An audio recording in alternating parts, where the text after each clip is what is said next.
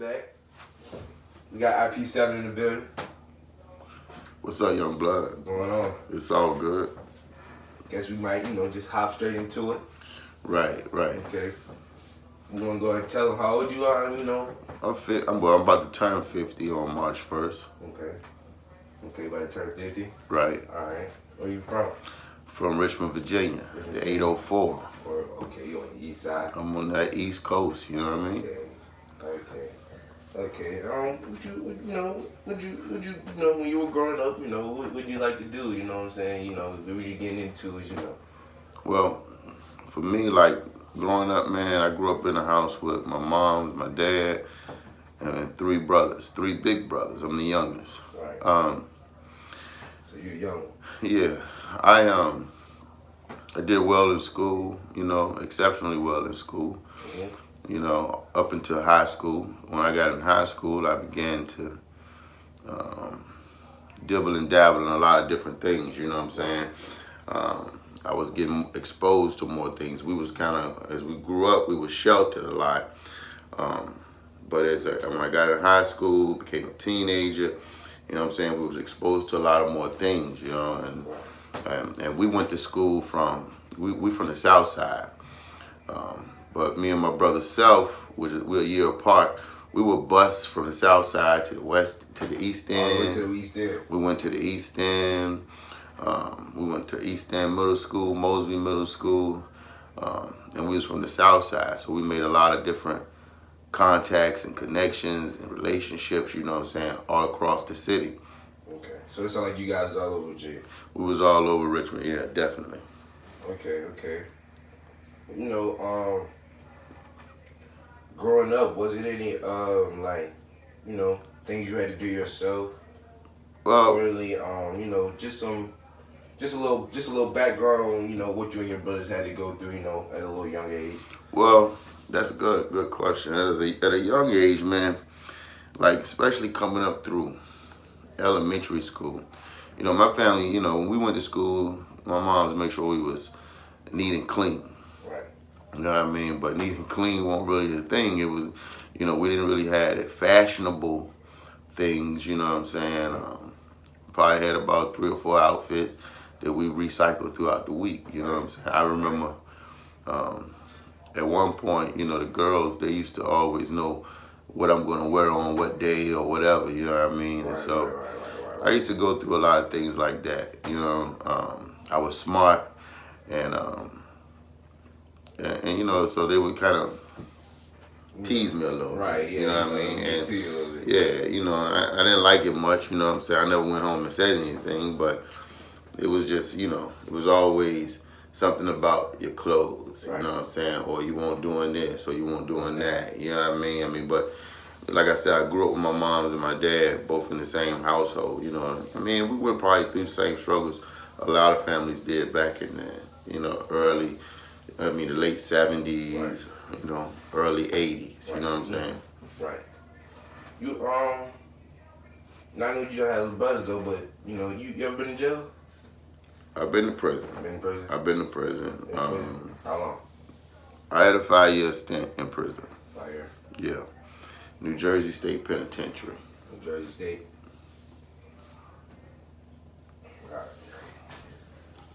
All right, so I just want you to give us a little things on, how a couple things that you were doing. How were you doing? How'd you end up, getting that 5-hour sentence? That 5-year sentence. How did you, how'd you end up in there? How'd you maneuver? How'd you get across that line? Okay, well, like I said, when we was coming up in elementary school, as far as like your clothes and things like that, you know what I'm saying, we weren't necessarily like the fly guys, you know what I'm saying. I remember getting up into high school and, we used to do a lot of rap and things like that, me and my brother Self, and we had a lot of opportunities with that, but we really couldn't get into it because my pops weren't letting us do too much, you know what I'm saying? We had to be at home, you know what I'm saying? We danced, we did all. Yeah, he didn't really let us do too much. So, and my mom, she sheltered us, you know what I'm saying? We played sports, did all of that. But anyway, got into high school, grades fell off and everything. We weren't really being monitored like we should have been, maybe because we were so exceptional from elementary and middle school. Pardon me. And but so once we got in high school, you know, things was a little different. You had to be a little bit more, you had to be flyer. You know what I'm saying? It was about being fly, especially you try and talk to the girls or whatever, you know what I mean? And so in high school, you know, we got jobs, we were working jobs and all that. And basically, you know what I'm saying, everything for us was about being known. You know what I'm saying? We wanted to be known, we wanted to be out there, you know what I'm saying? We wanted to be the flyers. And so we got jobs and we worked every day, got paid, you know what I'm saying? And I know when I got paid, I go buy everything, you know what I'm saying? I pretty much dropped the whole check, you know what I'm saying, on clothes, you know what I'm saying? And so in high school, is where it all began. You know, just trying to keep up with everything else, with everybody else and what they had going on. You know what I'm saying? Yeah. We weren't really doing nothing like illegal, but we wanted to have that look of being illegal. You know what I'm saying? So in high school, you know, I got fly. You know, whatever was out, whatever was the latest, I had it. You know what I'm saying? We was rocking the silk suits. You had the latest fashion. We had the latest fashion, the silk suits, the jewelry. You know what I'm saying? The feet was always righteous. What year was this again? This had to be probably started probably like in 85, well, 86, let's say 86. 85. 86, 87 probably, you know what I'm saying? And from that point, because I graduated, I was set to graduate in 88. I was a class of 87, 88. And, but by the time, I didn't graduate. I ended up dropping out. By the time it was 87. You know what I'm saying? I'm fresh. Only thing that mattered to me was about being fresh, you know what I'm saying? From that point, dropping out, you know, working a job. Worked a job, you know, met some people from different places, and you know, we would dibble and dabble with drugs. But for us, everything was about a party. We had the fake IDs, we hit the clubs, and when you hit the clubs, that's when you see something totally different now. Right. You know what I'm saying? You seeing the big ballers. I mean, they pulling up. It's all out there. Yeah, most definitely. And they pulling up in Benzos and Beamers and the 300 ZXs, everything, you know what I'm saying? And they seem to have the flyest chicks, they got the flyest clothes, right. Jewels, you name it, they got it, you know what I'm saying? And me and my brother Self, you know what I'm saying, we was like this. If we're going out, we're gonna do it big. So, right. You know what I'm saying, we might have, between the two of us, we might have probably about a stack, you know what I'm saying? Stack each? Nah, about a stack. We had about 500 apiece. And we'll, you know, we already took some of it and went and got fresh, you know what I'm saying? Right. So now once we hit the club, we spending the rest on drinks and whatever, and whoever's with us, we paying for them, you know, trying to be big boy style, you know what I mean? Right.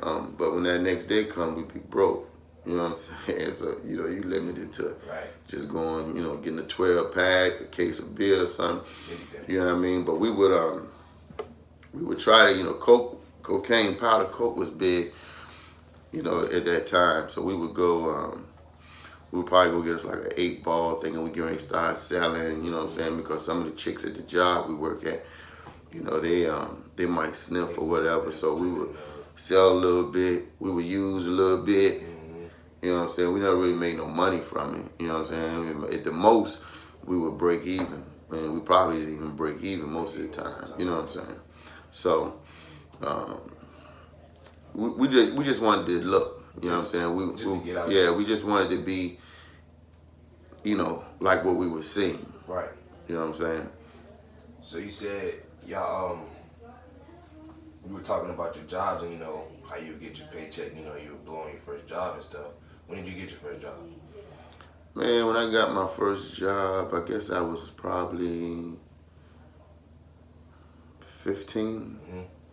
I probably was 15. I mean, we sold newspaper. I mean, we were newspaper boys for a second. You know what I mean? Right. And but we was always trying to get money so that we could be able to do our own thing. You know, especially buy our own clothes. Right. You know, I always wanted your own. always wanted it. You know what I mean? And I guess from, you know, as we matriculated through life, working and everything, making a little bit more money. When we started working, we was making like $3.25 an hour. That was minimum wage. Right. You know what I'm saying? But we worked all the time. It was what it was. Now I did hear you in your story when you were talking about high school. You say you dropped out. I dropped out. You want to recall when that was? Well, I don't even remember the date. I don't even know what grade I was in at that time. I barely went to school when I was in high school. We catch the bus to school, you know what I'm saying? But we get there and we be out. But I can't remember what year it was. I guess it was 87, the year that I was supposed to graduate, you know what I'm saying? But we dipped on that, you know what I'm saying? So you and your brother Self, y'all kind of just, you know, hop right into the game.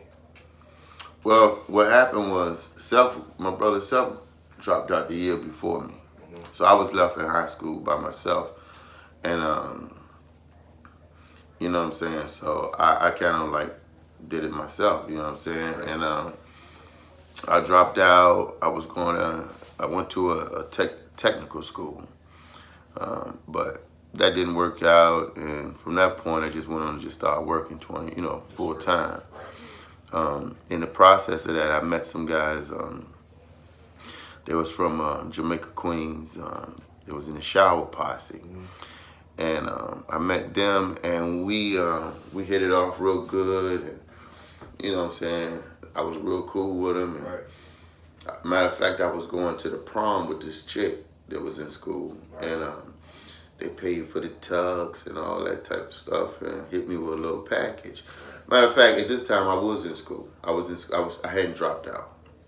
Okay. The chick didn't go to my school though, and so they hit me with a little package. I ain't really know nothing about no game. I told you I would sell drugs to people who work with me, and so I put my homeboy on, this kid on, because he seemed to be a little bit more street knowledgeable than me. Right. And couple of days went by, and I ain't heard from him, ain't seen him. You know what I'm saying? I saw him in school that Monday. And matter of fact, he like pressed me. Right. You know, he came up on me, he was like, I hear you saying you looking for me, which none of that was really true. You know what I'm saying? He supposed to be my homeboy. We sniffed coke, cut school, trick, whatever together. You know what I'm saying? But he was pressing me, and so he stole me, and we got to fighting. I got expelled from Richmond Public Schools, and that's actually how I dropped out. You know what I'm saying? And then,